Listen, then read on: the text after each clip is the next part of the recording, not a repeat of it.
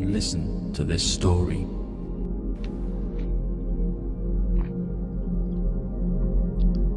The Guerrab, or the water seller. So this story is going to be about him and his 3 words. So once upon a time, there was a Guerrab, or a water seller as we like to call it here in Morocco. He is a character that is really known in Fez and Marrakech, but he's an actual human being that exists nowadays. So the Guerrab sells water for a living. You would always find him wandering around in the souks with his red clothing, yellow slippers, and his funky hat, and his leather goated bag where the water is in, and he will be pouring it for people. They will tip him some money. So in a village, there was a Guerrab, the water seller. He was known for being modest, genuine, and his water was really cold and beautiful. So he would wander in the town saying, "A Guerrab, do you want some water?" And the merchant would say, "For sure, pour me some." So he would pour him some. He would drink it and he would tip him. So he was really famous in town. So he would go from a shop to another, from a market to another, from an alley to another. So days went by. He was the only Guerrab in town. But then there were 2, 3, and the number kept on growing. But his income kept on declining. So one day his wife told him, "Can you find a way for us to earn a living? Because your money is too, it's not as it used to be, but I know that there are a lot of Guerrabs or water sellers around town, but can you find a way to outshine and to not be as them?" And then the Guerrab would reply to his wife, "You know, my father told me this craft, and I learned it by heart from a very such young age. And it's not about earning money, it's more about sharing what you have with people. And give me some time, and I will see what I can do." So he actually took 3 days and a night, and he came with this new concept of the Guerrab. And he told his wife, "I wouldn't be wearing red anymore, or yellow slippers, or a funky hat, but I will wear white, with white slippers and with no hat, only a turban around my head, and I will keep my goat leather bag where I put my water in, and I will have a silver cup. But now my water would have wisdom around it." And his wife wondered, "What do you mean? I didn't understand what you said about the water." "So what I will do with the water is that I will put grapes in it to make it sweet and juicy, and I will hang it at the top of my house so that the breeze will blow in it and it will be cold." And that's what he did the next day. He brought the grapes, put them in his goat leather bag with the water in, and he put it there for the breeze. It blew in it till it got cold. The next day he filtered it, and he wore his white clothing with his white slippers and the turban that is all white and his silver cup. And he would wander around saying, "أشرب من الزبيب واللي يقصد باب الله ما يخيب واللي يحفر حفر الخوه يطيح فيها." And this is the saying in Darija, which is Moroccan Arabic. But this is the English version, which is a simple sip of sweet juice. And whomever seeks God's protection, no one will harm him. But if you dug a hole for him, you will be the one in it. So he would wander around saying these wisdom words. So people would "Wow, he sells water, but he's not wearing red as he used to be, but he's saying these words. What is different about his juice?" And one of the merchants would call for him, "Guerrab, come here. What do you say?" "I say, أشرب من الزبيب واللي يقصد باب الله ما يخيب واللي يحفر حفر الخوه كي يطيح فيها."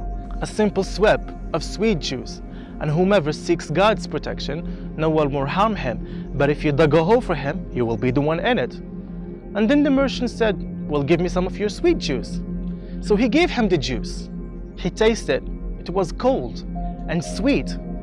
And then the merchant was surprised. He said, "Your water is so different. It's not like as the other people's water.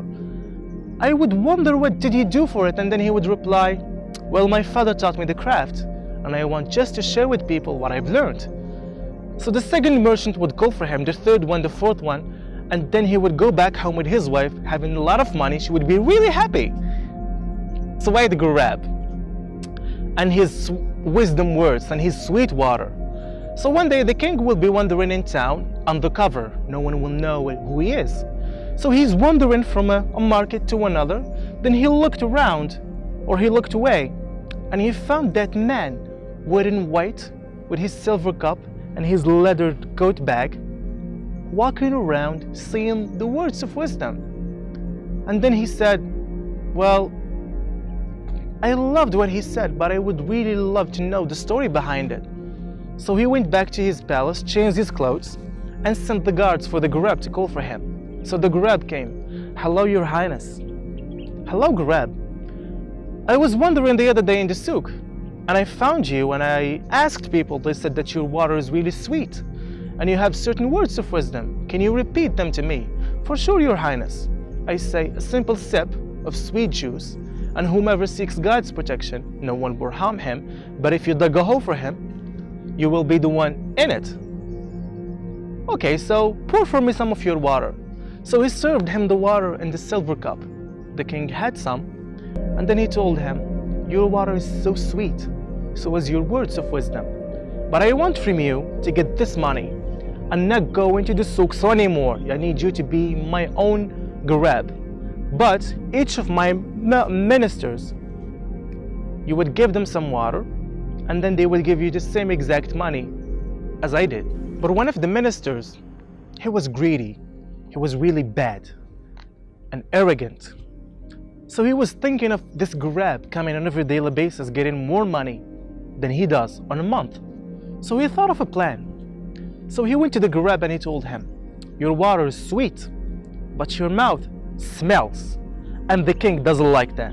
So if you want to keep that source of income that you get on every daily basis, put something in your mouth, because he's been complaining and you know he's the king. So the Guerrab didn't know what to do, and he decided to put a piece of clothes on his cover on his face.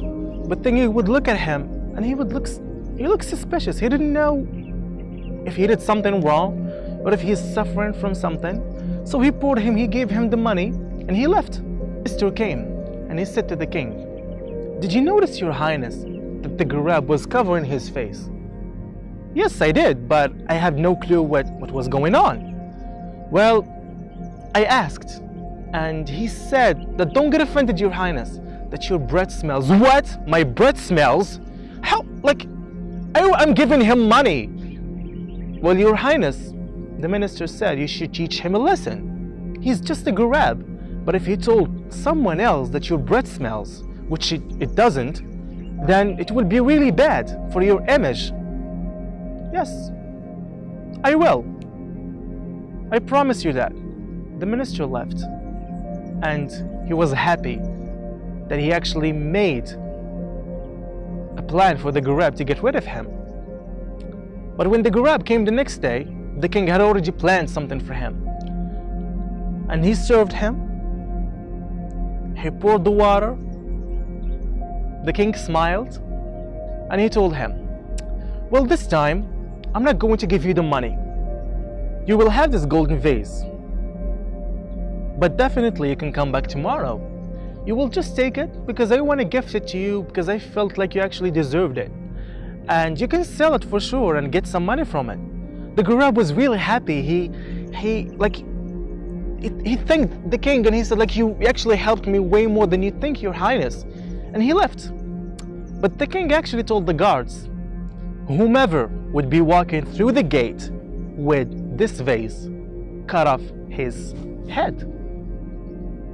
So the Guerrab, as he was walking away through the gate, the minister stopped him and he said, you don't deserve that one. I made a plan to get rid of you and he gave you a vase. Give me that, it belongs to me. And now you go away. So the Guerrab, he was just a normal guy. He didn't know what to do. So he left. So at the end of the day, the minister finished his shift and he needed to leave to his house. So he was walking with the vase. As he tried to go out of the gate, what happened? His head was before him, because the guards were told whomever was walking with that vase cut off his head. They were screaming, guards killed the minister was killed. The king came to look, and then he found the minister's head, not the Guerrab's head. And there is when he figured out the story himself. So the next day, the Guerrab would come. Hello, Your Highness, good morning. I'm here to give you, to pour you the water as in every daily basis. Yes, pour me some. But I want to ask you for your words. You said, can you remind me? For sure, Your Highness. شربة من الزبيب واللي يقصد باب الله ما يخيب ولا حفر حفرة لخوه كيطيح فيها. A simple sip of sweet juice, and whomever seeks God's protection, no one will harm him, but if you dug a hole for him, you will be the one in it. And I want to ask you, the king said, about why you were covering your face the other day when you served me. Oh, I'm sorry that my breath smells. What? Your breath smells? Yes, I'm sorry because you told your minister that my breath smells and I wanted to keep this job, and that's why I decided to cover my face, to not lose this job. Okay, but I want to ask you about the vase that I gave you the other day as well. Well, the Guerrab, the minister stopped me in the middle of the way when I was going out of the gate, and he told me it belongs to him, and I don't know what to do. He's a minister and I'm just a normal guy. Okay. And the king smiled at him and he said, you know, your story is your wisdom words. You said you were selling this sweet juice to earn a living. You seeked God's protection. And he answered, but the minister dug a hole for you, and now he's laying in it. He's the one in it. And then the Guerrab was shy, and the king asked him, like, why are you shy? My father taught me this craft, and he said that in order for me to last longer, I need to be genuine and stay true to myself. And he taught me values, and I want to transmit that to people, because when we drink water, we actually survive and we live. But I want people to live with values, and I want people to live with words of wisdom. And that's why I decided to actually have these words, which are a simple sip of sweet juice, and whomever seeks God's protection, no one will harm him, but if you dug a hole for him, you will be the one in it. And in fact, that's the moral of the story, which is also a Moroccan proverb. And thank you.